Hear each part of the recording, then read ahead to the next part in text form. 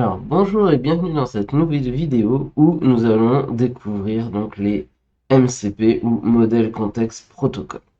Donc c'est effectivement quelque chose qui va révolutionner les IA en leur donnant plus de contexte et souvent plus de fonctionnalités.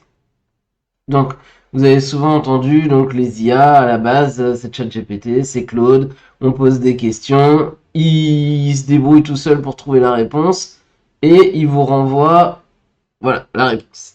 Et donc, l'idée, c'est que souvent, on peut lui donner du contexte. Par exemple, vous pouvez lui proposer de prendre des images, de prendre du code. Par exemple, si vous codez avec Cursor, vous avez le choix de lui donner du contexte. Mais la question, c'est comment est-ce que l'IA peut comprendre ce contexte? Comment on lui dit, bah ça c'est du contexte, ça c'en est pas.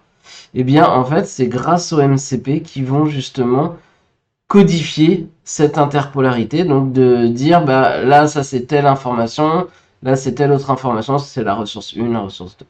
Et donc il faut voir en fait un peu les MCP comme un port USB de type C par exemple, où en gros bah, vous allez dire voilà, ça c'est un port USB et derrière bah, vous pouvez brancher soit votre téléphone, soit vous pouvez brancher un casque USB, vous pouvez brancher une imprimante, vous pouvez brancher en gros tout ce que vous voulez. Vous êtes juste en tout cas les MCP sont juste le port USB, c'est-à-dire que c'est un protocole qui dit les données doivent être envoyées de telle façon et ainsi de suite. Vous avez ici du coup le modèle contexte protocole qui va être du coup .io qui est le site du coup qui propose tout ce protocole qui va vous expliquer comment créer un serveur, comment créer un client. C'est-à-dire que bah, du coup, ça va fonctionner un peu en client-serveur. C'est un peu comme l'USB et l'USB-C.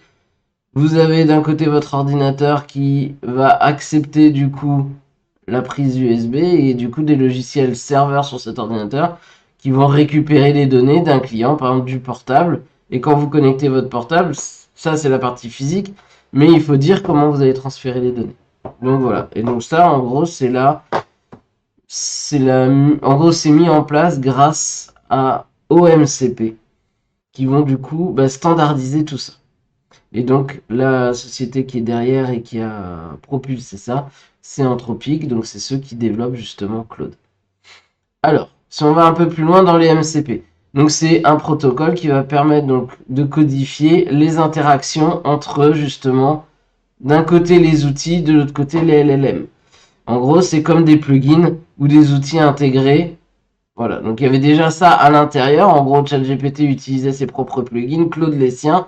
Et là, l'idée, c'est que on a standardisé ça pour que tout le monde puisse créer des plugins. Et donc, utiliser, par exemple, des API. Par exemple, l'idée, c'est d'arriver à faire quelque chose comme vous demandez à ChatGPT, par exemple, je sais pas, de vous sortir la liste des élus euh, dans votre région. Vous pouvez poser la question à ChatGPT, il va aller chercher lui-même la réponse. Ou alors, vous pouvez créer du coup un outil qui, lui, va interroger directement, par exemple, la base de données de l'État. Voilà. Ensuite, donc pourquoi c'est utile? Bah parce que justement, on peut donner plus de complexe. Ça va donner une utilisation plus avancée, puisque bah, ChatGPT, peut-être que sa liste des élus, elle a été générée en 2022.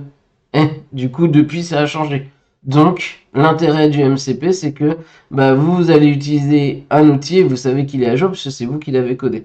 Et les gens, par exemple, pourraient aussi utiliser vos MCP. C'est ça qui est intéressant, c'est que les MCP, vu qu'ils sont standardisés, vous pouvez les partager à d'autres.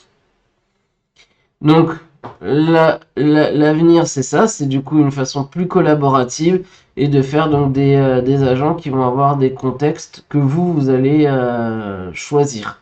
Et donc derrière, votre LLM, il va continuer à travailler à générer du texte et une réponse, mais en fonction des données que vous allez décider de lui envoyer. Alors bien sûr, vous pouvez désactiver un MCP, le réactiver, et s'il n'y a pas de MCP, il ira chercher lui-même la réponse. Mais en tout cas, c'est ça l'intérêt. Donc, voilà, l'idée c'est de pouvoir interagir de manière, donc avec un contexte et aussi de manière plus intelligente et plus, euh, on va dire, précise, ou en tout cas plus adaptée à ce que vous voulez faire.